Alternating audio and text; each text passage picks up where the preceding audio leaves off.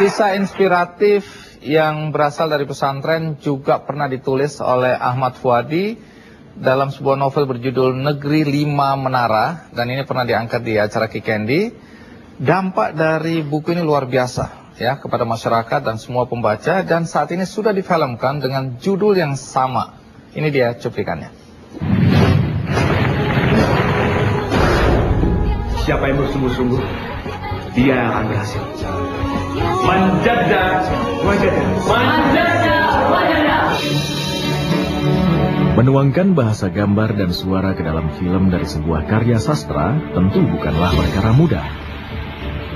Film Negeri Lima Menara, hasil adaptasi dari novel laris berjudul sama karya Ahmad Fuadi, akhirnya dirilis. Film ini berkisah tentang seorang anak remaja asal Minang, Alif, yang merantau menuntut ilmu di sebuah pesantren di pedalaman Jawa. Ketidaknyamanan semasa awal tinggal di pesantren mulai terkikis saat Alif menemukan kecocokan bersama 5 teman sekamarnya.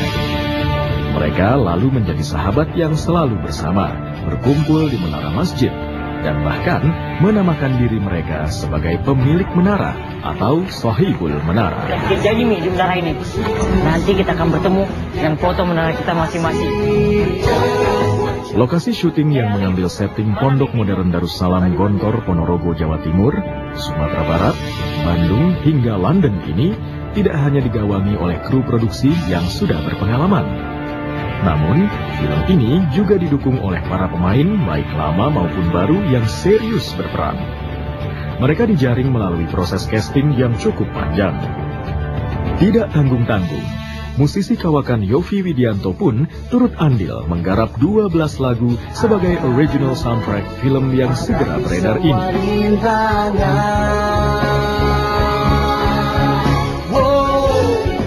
Kiranya sihir Manjada Wajada akan semakin menyemangati kita dengan luar biasa.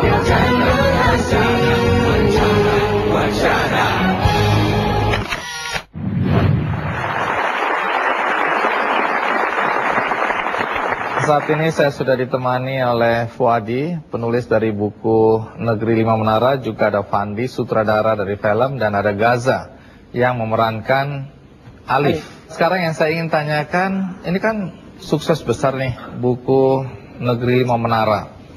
Boleh tahu seberapa besar dampak buku ini terhadap kehidupan Anda pribadi dan kepada masyarakat? Yang pertama Bang, kesuksesan buku ini sebetulnya adalah ukurannya berapa manfaatnya. Karena itu awalnya adalah mengikuti kata kiai saya. Katanya yang paling bermanfaat manusia, yang paling hebat itu yang paling bermanfaat buat orang lain. Jadi saya mencoba bercerita, mudah-mudahan bermanfaat. Mungkin tidak semua orang mengikuti kisah di buku ini, tapi pesan moral apa yang waktu itu ingin Anda sampaikan saat menulis buku Negeri Lima Menara? Sebetulnya ada 2 pesan utama ya. Perjalanannya adalah perantauan seorang anak yang awalnya tidak tahu maunya, jadi dipaksa sama orang tuanya untuk masuk pesantren. Tapi kemudian dia mengikuti kata orang tuanya. Dia anak Minang, mungkin dia takut jadi malin kundang, jadi batu gitu ya. Jadi dia ikut. Nah, dalam perjalanan itu dia menemukan sebuah mantra, tanda kutip, Manjada Wajada. Siapa yang bersungguh-sungguh, dia akan berhasil.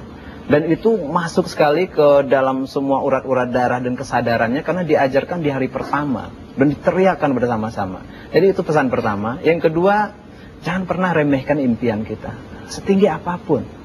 Sungguh Tuhan itu Maha mendengar. Kalau kita sendiri yang sudah tidak membela impian kita, siapa lagi? Dan dalam cerita ini yang kemudian juga banyak bercerita tentang bagian hidup saya, dulu kayaknya tidak mungkin. Mau kemana kita, anak kampung, masuk pesantren, mau keliling dunia? Kayaknya nggak mungkin, tapi kami berani dan membelanya. Belasan tahun kemudian saya ketemu sama teman-teman saya. Wah, kita udah sampai di impian gitu. Ada yang sampai di Amerika, di Inggris, di Kairo, dan macam-macam. Jadi kuncinya jangan pernah remehkan impian kita. Manjada Wajada.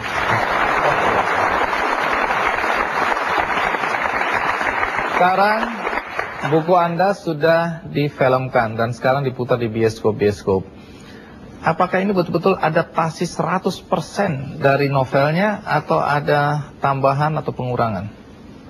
Sebetulnya itu kekhawatiran pertama saya ya. Tapi untunglah kemudian bersama Salman Aristo yang menulis skenario dan produser, bersama Fandi yang sutradara, kita ngobrol terus. Dan akhirnya saya lihat sekarang, saya merasa puas, merasa bersyukur. Semua spirit itu bisa ditransfer secara visual ke film ini, dan di setiap detak film itu ada Manjada Wajada. Nah, ke Fandi nih. Ya. Banyak orang khawatir imajinasi yang kita pelihara dengan membaca buku, kan masing-masing orang dengan imajinasinya. Iya, pasti. Tahu-tahu melihat tokoh-tokohnya dan merasa kecewa. Ada nggak pertama ketakutan itu? Kalau kita ibaratnya satu buku, kita kasih ke 10 orang akan ada 11 versi paling enggak. Yang penting kita honest dulu sama kita, siapa sih, apa yang kita mau ceritain. Jadi paling enggak hatinya kita yang kita taruh di film itu. Mudah-mudahan orang yang punya imajinasi yang macam-macam beragam-ragam itu bisa nyatu dengan hatinya kita, yaitu Manjada Wajada. Oke, tapi apa kesulitan yang Anda rasakan? Banyak ya, banyak banget. Terutama kita awalin dari lokasi dulu deh. Pondok Madani itu kalau kita baca tuh spesifik banget gitu. Wah, ada ruangan ini, ada begininya, ada ini, lokasi masjid itu seperti ini gitu. Dan apalagi waktu kita buka di covernya di Negeri Lima Menara, kita buka ada petanya gitu. Pertama saya research datanglah ke Pondok Gontor dulu bareng sama Fuadi. Pertama kali ke sana. Pas pertama kali ke sana, rapih, tertata. Saya langsung colek-colekan sama, kebetulan ada produser lini saya namanya Saiful. Pul, kayaknya kita nggak mungkin bisa syuting di sini ya, Pul ya. Disiplin banget gitu. Terus saya, yaudah, kita cari tempat lain. Nah, perlahan-lahan bolak-balik lah kita ke Gontor. Terus saya ketemu sama Kiai Hasan, Kiai Sukri. Pamit pelan-pelan, coba ngobrol, dekatin lagi. Tapi alhamdulillah gitu loh. Mungkin memang jalurnya kita ke situ karena pas kita berhadapan dengan Kiai Sukri. Terus saya pas ngobrol gitu, dia tanya sama saya, gimana, sudah dapat lokasi syutingnya? Saya bilang, justru saya terima kasih sudah dapat seminggu. Terus dia tiba-tiba ngomong gini, udah gak usah mikirin seminggu dulu, kamu perlu syuting sini berapa lama?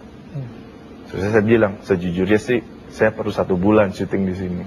Kenapa begitu? Saya bilang, saya sudah nyari 100 lokasi, tapi tidak ada satupun yang seperti ini. Ditambahin lagi sama dia, memang gak ada yang seindah, udah sebesar ini. Ngapain kamu ke tempat lain? Udah sini aja. Ya alhamdulillah.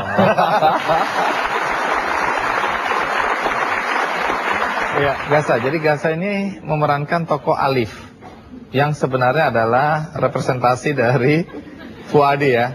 Gimana gitu lah ya. Bayangkan ganteng begini. Menurut Gaza sendiri, tokoh Alif ini karakternya seperti apa di film ini? Menurut saya ya, tokoh Alif itu orangnya pendiam, tapi dia memerhatikan seluruh isi satu tempat itu. Jadi dia di antara Sahibul Menara ini, dia lebih banyak diam, ngalah, tapi dia juga melihat sifat teman-temannya.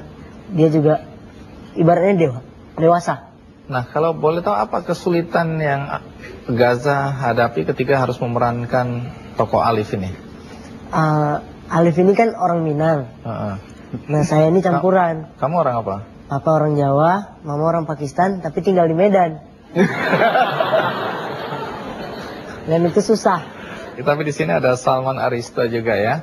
Nah, Mas Salman, Anda kan menulis skenario juga untuk film Laskar Pelangi, Sang Penari, Ayat-Ayat Cinta.